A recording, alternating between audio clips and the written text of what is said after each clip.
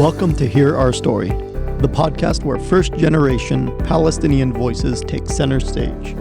I'm Elias. And I'm Janice Farhat. Together, we're sitting down with family, friends, aunts, uncles, and yes, all your cousins too, so we can share the rich, complex stories of growing up between two worlds, the land that gave us life and the one that lives forever in our hearts. They are not just our stories. They're stories that will feel familiar, maybe even like your own. So grab some coffee, get comfortable, and let's dive into these conversations that are as enlightening as they are entertaining. Hello, everyone, and welcome to a bonus episode of Hear Our Story. Today, we have the pleasure of hosting a very special guest, a gentleman, a leader who, like us, is first generation and born in this country. And also like us, he grew up in a richly cultured Middle Eastern family and in a community we have come to know as a sister city of Ramallah, Paterson, New Jersey. Today, he serves as their 40th mayor, and as the current president of the Ramallah Club of Jacksonville, I am proud to welcome the Honorable André Sayegh, mayor of Paterson, New Jersey, to our community and to this podcast. Welcome, Mr. Mayor, to Jacksonville, and welcome to the Ramallah Club. Shukran, Alex. Ana ibn Arab, Nusuri, best demi Falastini. Oh, we love that. Beautiful. Welcome, Mr. Mayor. Thank you for being here, and I echo Alex's sentiments. We are honored to have you. We'd like to begin by asking our guests about their families. If you can, please share your parents' names, their background, their story, and how they came to the United States. Well, thank you once again for this opportunity. I really appreciate being here at the Ramallah Club in Jacksonville. So my parents, my mother's name is Raimonda. She was from Halab, Aleppo, Syria, the largest city. And my father's name is Salim, and he was from Beirut in Lebanon. So I'm, like I said before, half Lebanese, half Syrian, but my blood is Palestinian.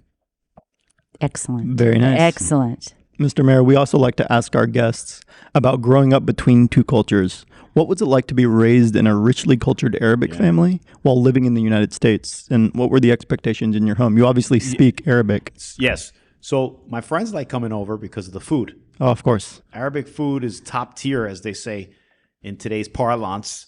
And it was different because when I was growing up, we didn't have as many Arabs in Paterson, but then the population grew.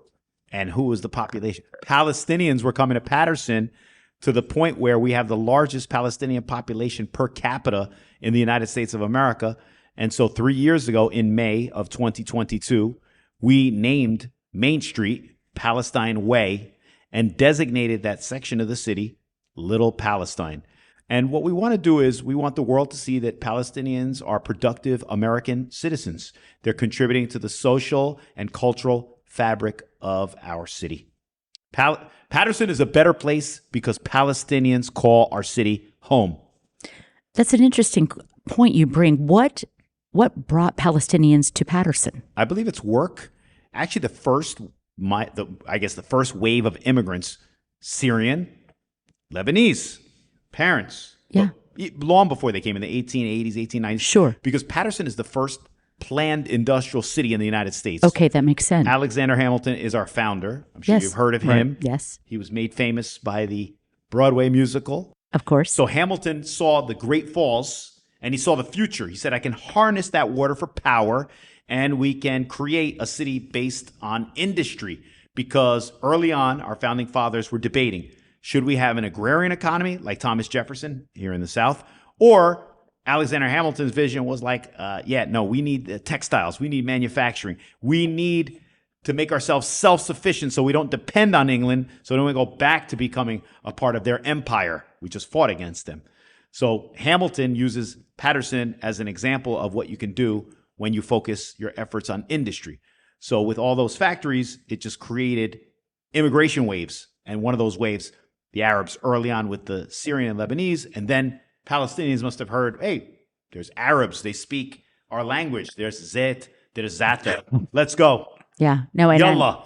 Exactly. And I mean, honestly, that's a great deal of what brought Palestinians here to this community. Right. Our ancestors told us the same thing, that the Syrians and the Lebanese, of course, came in the early 1900s and Palestinians followed because, people spoke the same language. They were very similar in culture, et cetera. So, when one culture is in an area, others follow of the similar kind. Thanks, Janice.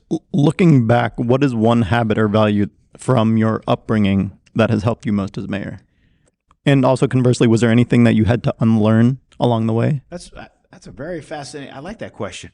Thank you. So the first, what I learned was, okay, for example, I was raised primarily by a single mom. So it was about reverence, particularly for women. Really important. I knew you'd like that, Janice. Thank you, Mr. Mayor. And I wasn't just trying to throw you a bone. It's the truth. So that's one thing that I've always kept with me. And it's just went from my mom to my wife. That's just the way it happened, transition.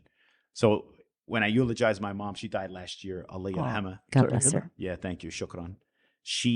In the eulogy, I talked about how, she took me as far as she can go, and then she passed it on to my wife. It was almost like a baton, like, hey, take care of him, because he's still rough around the edges. So that's something that'll live with me forever. The fact that I grew to revere my mom and women for that matter, and my wife and other women that I interact with as well in professional settings. Unlearn, I'm not quite sure. I guess the worst habit I have is I like to eat. I wish I could unlearn that. We all do. But that's cultural. Yeah, that's cultural. Come on. Kanafa in Patterson's really good. There's a bakery, or I guess you would say a dessert spot called Nablus for the town in Palestine. Excellent. Very nice. Thank you. Oh, yeah. We want all the tips of Patterson. You're going to visit. Just keep talking about the tips of Patterson. As long as you spell it right. It's 1T. 1T. Okay. Yes. Yeah. Good Thank enough. you, Alex. Excellent. That was good. Mr. Mayor, could you talk about your education and what brought you to politics? Because that is not an easy path. Okay, so I graduated last in my high school class. I did, I promise you. I wasn't focused. Actually, I was paying more attention to the Mets. You know what the Mets are? We know who the Mets are. We know who the Mets are. Team. Yes. Emanating out of New York. There's another team from New York that I don't even want to mention on this podcast because then we ruin it. You know where my allegiance lies. Very obvious, but Thank go you. ahead. I would never say the word Yankee, but go ahead, come Mr. on, Mayor. You did. Go ahead. I saw what you did right there. And then, of course, we root for the Giants because we don't have the Jaguars. But if I liked an AFC team, I guess I can We'll take sort it. of root for the Jaguars. We'll but they take got to it. win more than 4 games. I'm sorry, Alex. And you got to get season tickets again. But anyway, so I graduated last, went to community college, got my act together. Okay. I went to Seton Hall University. It's a Catholic school. Yes. In New Jersey. And I graduated with the highest honors. I was summa cum laude. Actually, I was valedictorian. Wow. And then I went on to Columbia University and earned my master's degree in public policy and administration, which makes sense that I would pursue a career in government. Of course. Yeah, thanks. The logic lines up with that one, right? Yeah. So you went from. With all due respect, anybody major in philosophy, it's like, okay, you can do an awful lot with it, not maybe potentially pursue something in government, but I did. So something brought you to public service. Yeah. I learned from my mom. My mom, Syrian immigrant, very little formal education. As a matter of fact, I think she just graduated high school in Syria, but she was service oriented with her children. Yeah. So she set that example. She was a bus driver. So I saw that as well. So she was devoted to her duties. Yeah. And if you're going to be an effective public servant, you have to be devoted to your duties. Amen. Yeah. You got to be conscientious and dedicated. How many siblings? I have one brother. His name is Aldo. What a nice Arabic name. Aldo and André. Yes. She liked the A's. We do. We love alliteration like Alex and Anthony. That's right. Wow. That's You right. can relate to that. Yes, sir. Thank you. Excellent. Janice, do you have a sister with a J or no? I have a sister with a J and a brother with a J. Oh, my God. So What's going on over here? Yeah, we like the same sort I of have an thing. affinity for alliteration, so. Yeah, absolutely. Would you tell us a little bit about your wife and children? Sure. Do you find yourselves raising them the same way you were raised, or have you made adjustments along the way? Marti isme Farhana. Daiman mabsuta. Kil yom mabsuta. She is lovely, and Ala tul your mabsuta. children are wonderful. They are. She's terrific. My wife is from Brooklyn. It's like the 4th largest city if it was in the United States of America, but it's a borough. Yeah. 2.4 million people. And then she went to school in New Jersey. That's how I met her. She went to Drew University, a fine institution of higher learning. So if she never came to New Jersey, we had never met. I promise you. So, and I don't know if we have time for me to go into how we met. Yeah. We Please. have time. It was Please. an Arab American event, believe it or not. Huh. Yes, ADC. The convention. Yeah, you know about that. Oh, of course. Well, it wasn't a convention. It was actually An event. fundraiser. Yeah, like a sure. dinner. Of course. So we were sitting at the same table as fate would have it. I was actually representing a congressman at that time, and she was volunteering. And look, she caught my eye. You saw her for yourself. She's lovely. Yes. Helwe. Yes. So she's sitting there, but there was like two people in between. So I was like, these guys got to get out of here. So thankfully they got out and we talked, and I told her I had to leave. She said, no, we just got started talking. And then like 10 minutes later, I was like, no, I really got to go. And she's like, no. And I knew she was interested. I was definitely interested. So then I really had to leave. So I gave her my card. I said, I don't mean to be abrupt, but if you want to continue this conversation, give me a call. Call me the next day. I told Alex this earlier, so I'm not speaking out of school here, nor am I not telling the truth. So the next day she called me. I noticed that the number was New York. I didn't pick it up. I waited 2 days before I called her. Yes, that was awful. What in the world? I wanted to see if she was interested. Well, she was definitely interested. I knew that already. But I guess I'd been burned in the past. So, but it worked out. The rest is history. It was terrific. She's terrific. So then we married. As a matter of fact, we are in an interfaith relationship. I'm Catholic. She's Muslim. Okay. And we were married like multiple times. Civil, then there was religious ceremonies. Actually, our Catholic ceremony was similar to my big fat Greek wedding. Excellent. Because the Eastern Rite Melkite Church, that's how they do it. Yes. You go around the table 3 times. Yes. She wears a crown or tiara, and I wear a crown too. Yes. And then I think you sip wine 3 times too. I think that's out of my big fat Greek wedding. It is. So I mean, they married, in the Greek Orthodox Church. Yes. I had a big fat Syrian or a big fat Arabic wedding. Yeah. And then we had our first child, Sophia Shea. Her middle name is for Shea Stadium. Remember that team, the Mets? Oh, yes. That's where they played. Baseball all the way. And then Kayla Grace was our rainbow baby because unfortunately my wife had a miscarriage in between. And like I was telling Alex, she was a real trooper. She went to work like an hour after the miscarriage. I give her a lot of credit. She's a tough woman. So Kayla, the rainbow baby, was born. Kayla Grace, born by the grace of God. And then we didn't know if we were going to have another child. In fact, we were going to stop at 2. And as fate would have it, fi Allah, we had our son, Aiden Kennedy, because John F. Kennedy was my wife's favorite president and my mother's favorite president and my favorite president. Khalas. Beautiful family. Thank you. Many of our family and friends have visited Patterson and describe Yes. it as a little slice of Ramallah heaven. Wow. The trip to Patterson during the American Federation of Ramallah Palestine mid-year in New Jersey this past spring was, of course, a big hit, thanks in part to you. How did this relationship with Ramallah and Patterson begin? And I understand there are other sister cities as well. They are. Do you know them? So Patterson has a sister city with Ramallah, but I think the first one was in Muscatine, Iowa. That's one of them. Whoa, I did my homework. Yes, there's 3 others actually. I wish Jacksonville was. Well, we Come should. on, guys. There should be. We need to talk to. We have enough Habibis here. We do, and Habibitis. maybe we need to talk to the mayor about this, Yes, but or- the others are Bordeaux, France. Oh. Yeah. Oxford, England. Dublin, Ireland. They're allies. Yeah, they are.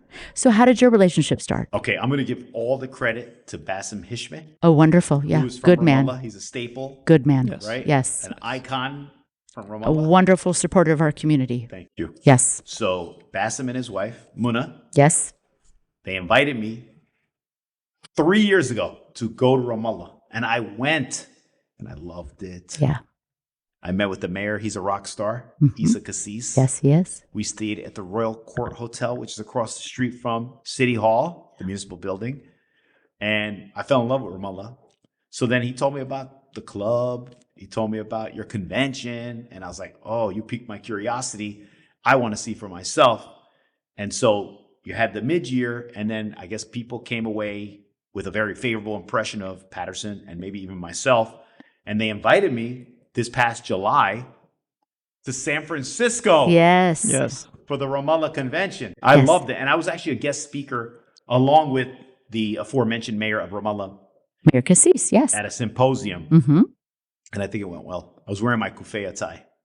Saw the photos. Kufeya tie. Yeah. Yes. Everyone enjoyed it. Very well Thank attended you. as well. Thank you. Seems like that's a really good partnership with you. It is. With you too. It is. And I feel like I'm a part of your club. I really Oh, absolutely. Now, we would start a club in Patterson, but I explained to you earlier, Janice, most of the people in Patterson that are Palestinian are not from Ramallah. They're usually from the villages. Yeah. So you're like, they're from Deir Debouane, Tun Messiah, Mm-hmm. Mukhmas. That's where they're from. Yeah. But they're all Palestinian. Yes. Blended. How Yes. wonderful. Mayor, on your daily challenges in your role, tell us about your daily challenges in your role. I know, even before we started this recording, you had to take some phone calls. You had to do daily work. And, it's a nonstop 24-hour, 7-day-a-week operation. Tell us about that in your daily work and in your leadership position. Mayor Donna Deegan. Mm-hmm. Yes. I noticed downtown was clean. Keeping any community clean is a constant battle. Yeah. And I tell people it's not a spectator sport. We need everybody in the game. So there are people in Patterson that don't comply, and we're doing our best to keep our city clean. In fact, we have a anti-litter campaign. It's called Patterson is Picking Up. Literally, pick up the trash. And we're partnering, maybe tonight I'll wear the shirt, with a national organization that is known for reducing litter in communities like Patterson and cities around the country. It's called Keep America Beautiful. And they're gearing up for the 250th anniversary of this country. Yeah. And what better way to pay tribute to America than to keep it beautiful? Yeah, You absolutely. said it. Keep it beautiful. You read my mind. Yeah. We're finishing each other's sandwiches. As long as it's a shawarma sandwich. Keep talking. I need Arab food, man. I get it. We could take care of that, Mayor. We can take care of that. If you cut my veins, I bleed hummus. I hear you. I hear you. Mr. Mayor, looking ahead, what personal and professional goals are you working towards? So we have gotten people to start taking Patterson seriously. Mm-hmm. We've invested $120 million in improving our parks, playgrounds, pools, basketball courts, tennis courts. So we've undergone a recreational renaissance. We also have invested a significant amount of money. As a matter of fact, we have paved over 150 streets in Patterson. So infrastructure improvement is very important. But also we want to make Patterson a top-notch tourist destination. Right now, Palestine Way is a major attraction. People come as far as California and Florida to go to El Basha, which is arguably one of the best restaurants in the country. As a matter of fact, USA Today voted that Al Basha is a top 40 restaurant in the country and the best of its kind as far as like Middle Eastern, Palestinian, Mediterranean food is concerned. And we have the Great Falls. It's the second largest waterfall east of the Mississippi. It's our Niagara, and we're developing around it. A Palestinian just opened up a cafe there called the Silk Cafe because we're the silk capital at one time. We have a rooftop restaurant coming with a food hall that's going to accentuate the diverse dining options that Patterson has. Hopefully they'll have some Basha or at least shawarma. And then we are opening up a river walk. And quite frankly, I anticipate going from having 300,000 visitors each year go to the Great Falls to about 1 million in a few years. So we have a vision for the city. Oh, you have a big vision. We got to reduce litter. We got to reduce crime. We're not isolated in the issues that we have. We have the same challenges that major urban centers experience and have to confront. Yeah, and I'm sure you and Mayor Donna Deegan shared the same issues. You know what I mean? We hit it off. Yeah. We did. For sure. I like that lady. Yeah. She's got my vote. Excellent. Thank you. As a culture, we have so many Arabic traditions, no matter what part of the Middle East you are from. Are there one or two in particular that you are really fond of that you'd like to share? I like to do the debke. Yeah? Good dancer? Well, I don't know about that. But you enjoy. I like to do the debke. Okay. I would say I'm efficient. So that's something like early on in my life I learned. Yeah. I enjoy listening to Arabic music. My mother loved Omar Diab. Oh, yeah. He's Egyptian. He's wonderful. Muslim. Yes. So that I'm very fond of. And I like the fact that my wife has an affinity for it too. Wonderful. Some music and dance. Sure. The two traditions. Yes. I mean, of course. And food. Oh. Yes. Cuisine. Absolutely. Yeah. What more can you say? Absolutely. Yeah. What advice would you give to someone interested going into public service, especially somebody with Arab roots who wants to make a difference, a positive impact? You have to be authentic. You have to be authentic in the way you approach people, and you have to be authentic in the way you approach government. That's good. I think that's where we're lacking right now. There's so many people that, with all due respect, that are disingenuous and doing it for the wrong reasons. You have to have a servant's heart, and you have to have a conscientious approach to it. You really do. You really do. You have to think about how many people, what you do how that affects them. You have to go in there wanting to make a positive impact. It's like, at the end of the day, how many people did I help? Yeah. Do you get discouraged though? Yes, of course. But you got to remain optimistic. You have to. Like, you got to wake up the next morning and say, okay, that didn't go the way I thought it would. Right. But I have another opportunity. Yeah. It's just like sports. You think the Mets, after they lose the game, you're going to hang it up? No. And they lose games. They do. Hey, I understand. I'm not going to hate on the Mets. I'm not going to hate on the Mets. I'm not going to put you on the spot, but I know you've been in Jacksonville for a hot minute. Yes, and it's been hot. It has been hot. Minute. And you've been here in the hottest month. Really? Is that Yeah. what it is? Well, I mean, July, August is yeah. I'll come back in February. Yes. But if you could, Alice said there's like a couple days in January, it's like 30 degrees. oh yeah. Yeah. I mean, sometimes it's colder here than it is in New Jersey. Yeah. If you could believe that. Yeah. I want to feel like I'm at home. So Yeah. If you could describe Jacksonville, you've been here briefly, but if you can describe it in 5 words, and you cannot include hot, give us 5 words. Oh. Well, I'm going to talk about the two of you and the others. And I'm not going to use the word hot, but I'm going to say you're warm. You gave me a warm welcome. And I feel like I belong in Jacksonville, that it could be my home away from home. So there's another word, home. Okay. So I feel like I'm at home. Even though it's not that hot in Patterson, it could get there sometimes. So the warmth I feel, the home, feeling like I'm at home. I feel vibrance here too. I do. I feel like there's development that's taking place and the city is moving in the right direction. Do I have 2 more words that you want? At least 3. Yeah. 3 more? Yeah. Don't want to put you on the spot. No pressure. No pressure. Vibrant, warm, home. Okay. 2 more. Yeah. And I feel the authenticity. Very good. I do. And we're having real conversations. In northern New Jersey, or should I say in like that section of the country, New York, New Jersey, we don't have time to talk. Yeah. We're the type like the pace is different. When we ask you how are you doing, we just keep walking. We don't wait for the answer. Yeah. Here I could feel that. Yeah. The pace is different here. Yeah. I mean, it's a fast pace, but the pace is different. There's another thing. The pace is slower here. Yeah. Yeah. And we you know how much I'm tempted to go look at my phone right now? Yeah. Like, and I don't see you guys doing that. Yeah. I mean, the pace is fast, but it's not what. No way. There's no comparison. Yeah. Yeah. It's like the difference between playing college sports and pro. Right. It speeds up. Yeah. I'm not saying we're pros, but you're better in other Sounds areas. like it. Yes. More affordable. Here. Yes. Is that another word? Yeah. There you go. All right. You got your 5 in. Thank you. You got your 5 in, Alex. Mr. Mayor, we really appreciate you taking the time to visit with our community. And thank you for helping spread our message and our stories. I was ready for 3 hours, guys. You're welcome to keep going. Listen, the mic is yours. Yeah. No, please. Any final thoughts? I am profoundly grateful to the 2 of you, Joy, and the others. I got to meet your mom today. I got to meet your mom today. And I am mightily impressed with the fact that you're such a close-knit community. And I think it goes beyond that. It's family. I feel like family here in Jacksonville. The Ramallah Club. We're lucky to have it. I'm a Ramallite. Is that what you call yourself? Absolutely. Yes. Absolutely. Thank you, Mr. Mayor. Shukran. Thank you. Thank you, guys. Thank you for listening to Hear Our Story, a podcast dedicated to first-generation Palestinian Americans. Special thanks to the Ramallah American Club of Jacksonville and to the production team of Joy Bete Freha, Alex Elias, Janice Farhat, and Chris Farmand. Hear Our Story can be found on all podcast platforms. We look forward to bringing you our next story.